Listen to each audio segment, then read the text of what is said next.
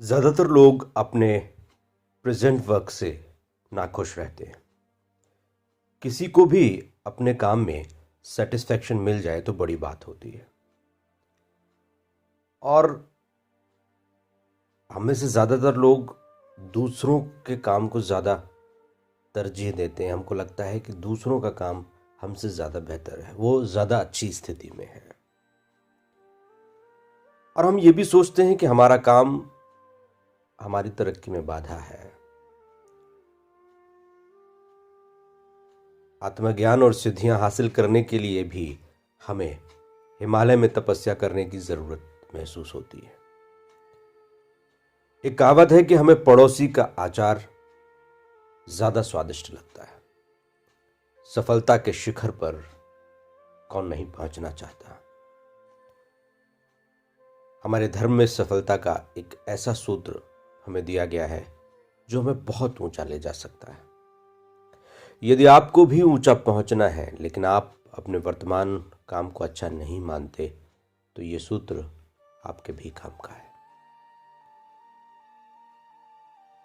देखिए, सभी को अपनी अपनी परिस्थिति के अनुसार कोई ना कोई काम मिला हुआ है, लेकिन इसके बावजूद भी लोग किसी नए काम की तलाश में रहते हैं। यदि आप भी किसी ऐसे काम की तलाश में हैं जिससे आपको टॉप पर पहुंचने में आसानी लगती है, तब भी धर्म की ये बातें आपके काम की हैं। और इस महत्वपूर्ण सूत्र पर हम पहुंचेंगे इससे पहले मैं आपको एक छोटी सी कहानी सुनाता हूं। एक तपस्वी पेड़ के नीचे बैठा था। ऊपर कौवा और बगुला लड़ रहे थे। दोनों की लड़ाई से साधु की तपस्या में बाधा पड़ गई। साधु ने गुस्से में दोनों की तरफ देखा और उनके आंखों की तेज से दोनों जलकर भस्म हो गए। वो पास ही एक गांव में भिक्षा लेने जाया करता था। अहंकार के मद में चूर ये साधु अगले दिन फिर भिक्षा के लिए पहुंचा।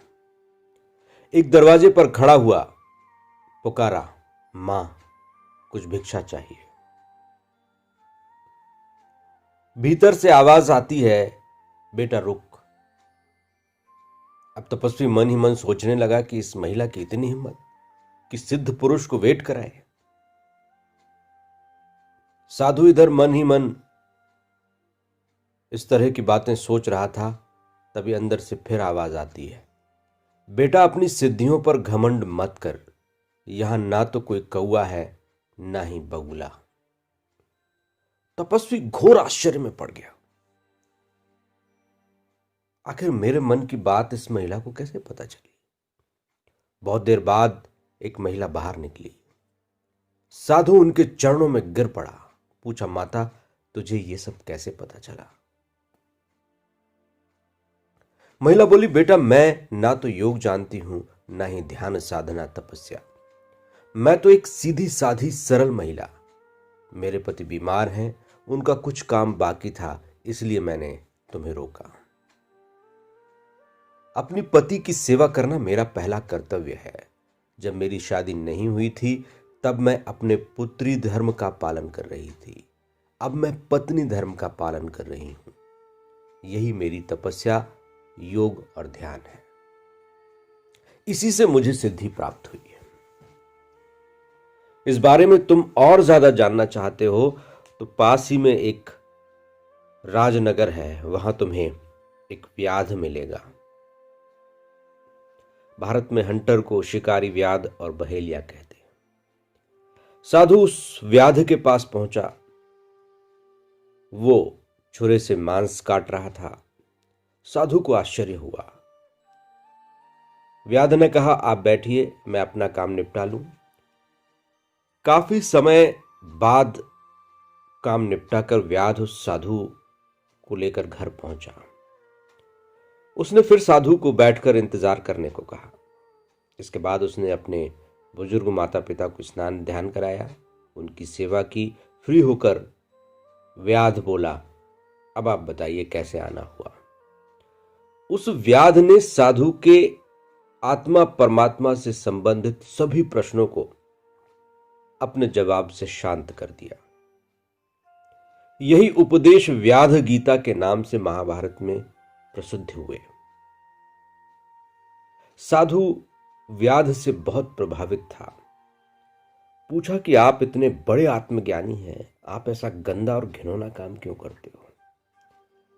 व्याध ने कहा, वत्स, कोई भी काम गंदा नहीं होता, कोई भी कर्तव्य अपवित्र नहीं है। मेरा जन्म एक ऐसी परिस्थिति में हुआ, बचपन से ही मुझे यह काम मिला। मैं अपना काम अच्छे ढंग से करता हूं। अपने माता पिता की सेवा करना मेरा कर्तव्य है, वो भी मैं करता हूं। ना तो मैं योगी हूं न सन्यासी, फिर भी अपने काम में अनासक्ति रखते हुए मैंने जो किया उससे मुझे यह ज्ञान मिला, आगे परमात्मा की इच्छा। वैसे ना तो मैं किसी को उपदेश देता हूं, ना ही मेरी महात्मा या गुरु बनने की कोई इच्छा है। अपना कार्य ही आपका साधन और आपकी साधना है। जो भी काम आप करो तब किसी और बात के बारे में सोचो भी मत। कर्म का फल तो ईश्वर तय करता है, बस हमें अपने कर्तव्य को बिना भिनभिनाए करते रहना है। समय आने पर ईश्वर जो काम हमारे लायक नहीं होता उससे हमें खुद ही हटा देता है। व्याध एक समय बाद उस काम से अपने आप मुक्त हो गए। ईश्वर ने उनकी आजीविका की समस्या दान दक्षिणा से हल कर दी। वे बहुत ऊंचे पद पर प्रतिष्ठित हुए। जग में उन्हें आज भी याद किया जाता है। वो स्त्री भी दिव्य ज्ञान से मोक्ष को प्राप्त हुई। धर्म कहता है कि यदि आप अपने काम में आसक्ति नहीं रखते तो आपका हर काम शुभ है। अब आप ये कहेंगे कि क्या हम भी शिकार करके अपना पेट भरने लगे? नहीं, इसमें आपका पर्सनल इंटरेस्ट, आसक्ति और दुराभाव जुड़ा हुआ है। धर्म का ये सूत्र कहता है कि हमें जो कर्तव्य मिला हुआ है उसे पूरी ईमानदारी से करें। जो हमारे हाथ में है उसमें छोटा बड़ा नहीं देखें। धीरे धीरे उसी से हमें इतनी शक्ति मिलेगी कि हम बहुत अच्छी अवस्था में पहुंच जाएंगे। आपको चिंता करने की जरूरत नहीं है। हम जिसे अपने नेचर के खिलाफ मानते हैं वही हमारा वास्तविक स्वरूप हो सकता है। हम जिसे दुश्मन मानते हैं वही हमारा सबसे बड़ा दोस्त हो सकता है। हम जिस रंग को अपने लिए अशुभ मानते हैं वही रंग हमारे लिए शुभ हो सकता है। कोई काले को अशुभ मानता है, कोई शुभ मानता है, लेकिन शुभ और अशुभ हमारी दृष्टि का भेद है। काले से ही सफेद का निर्माण होता है और सफेद से काला। रात न हो तो सुबह कैसी, और सुबह न हो तो शाम की, और सुबह न हो तो शाम कैसी, और शाम न हो तो रात कैसी। दिन और रात परमात्मा की व्यवस्था के अभिन्न अंग हैं। इसी तरह से हर काम उसी की व्यवस्था से निकलता है। फिल्म में विलेन का रोल करने वाले 99% लोग अच्छे ही होते हैं। यह धर्म सूत्र कहता है कि किसी दूसरे के काम को भी छोटा या बड़ा न मानो। हर एक काम का अपने आप में बड़ा महत्व है।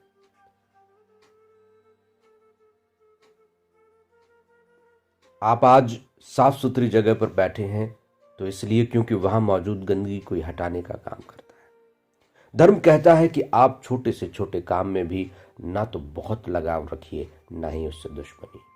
बस करते जाइए। धीरे धीरे आप उच्च स्तर पर आ जाएंगे।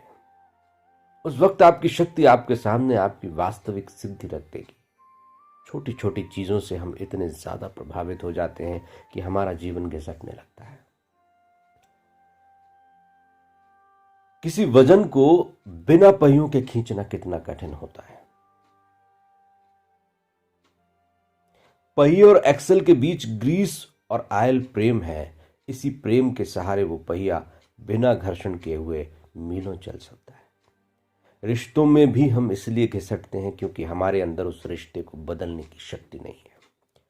हम अपने करीबी को पूरी तरह बदल सकते हैं यदि हमारे अंदर अपने काम को बिना किसी प्रतिरोध के लगातार करने रहने का भाव। यदि आप अपने रिश्ते को निभाने में ईमानदार हैं, अपने काम को पूरे मनोयोग से करते हैं, तो एक दिन आपके अंदर दिव्य शक्ति जरूर पैदा होगी। हमारी नजर के कारण ही हमें सब कुछ उल्टा पुल्टा नजर आता है। शिखर की शुरुआत धरातल से होती है। टॉप और बॉटम एक ही पिंड के दो हिस्से हैं। यदि शुरुआत नहीं होगी तो अंत भी नहीं होगा। यदि बॉटम नहीं होगा तो टॉप हो ही नहीं सकता। दुखों के कारण ही सुख का अस्तित्व है। शुरुआत के कारण ही अंत मौजूद है। अशुभ काम के कारण ही शुभ काम का अस्तित्व है। धर्म कहता है कि कभी भी खुद को नीचा महसूस न करें। आपकी नीचाई ऊंचाई का एक ही पड़ाव है। आपकी नीचाई ऊंचाई का ही एक पड़ाव है। जो सम्मानित है वो अपमानित भी है। पेट भरता है तो उससे पहले खाली भी होता है। भोजन मिलता है तो उससे पहले भूख भी लगती है। जीवन के साथ साथ मृत्यु भी चलती है और मृत्यु के साथ साथ नए जीवन की शुरुआत भी हो जाती है। इसलिए धर्म सूत्र कहते हैं कि खुद चुनाव मत करो, बस देखते रहो। जो मिला है उसके विपरीत भी मिलेगा, और यदि विपरीत है तो सकारात्मक भी मिलेगा। फकीर बनकर भी राजाओं की तरह जिया जा सकता है, और राजा बनकर भी गुलाम हुआ जा सकता है, भले ही वो गुलामी अपनी आदतों की हो। धर्म सूत्र की ये सीरीज जारी रहेगी। आप अपना फीडबैक जरूर देते रहें। कमेंट बॉक्स में भी कमेंट कर सकते हैं तो जरूर करें। अपने मित्रों में, परिचितों में इस वीडियो को शेयर कर सकते हैं। बहुत बहुत धन्यवाद।